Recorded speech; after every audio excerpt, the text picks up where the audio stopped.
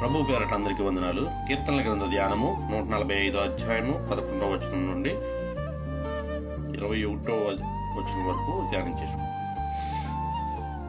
ఆయన రాజ్య మహోన్నత ప్రభావమును, ఆయన బలమును నరులకు తెలియజేయుటకై నీ భక్తులు నీ రాజ్య ప్రభావమును గూర్చి చెప్పుకుందురు, నీ శౌర్యమును గూర్చి పలుకుదురు. నీ రాజ్యము శాశ్వత రాజ్యము, నీ రాజ్య పరిపాలన తరతరములు నిలుచును. యెహోవా పడిపోవు వారినందరినీ ఉద్ధరించువాడు, కృంగిపోయిన వారినందరినీ లేవనెత్తువాడు. సర్వజీవులు కన్నులు నీ వైపు చూచున్నవి, తగిన కాలమందు నీవు వారికి ఆహారం ఇచ్చుదువు. నీవు నీ గుప్పిలిని విప్పి ప్రతి జీవి కోరికను తృప్తిపరచుచున్నావు.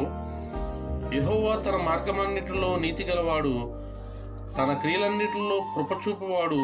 తనకు మొర్రపెట్టు వారికందరికీ, తనకు నిజముగా మొర్రపెట్టు వారికందరికీ యెహోవా సమీపముగా ఉన్నాడు.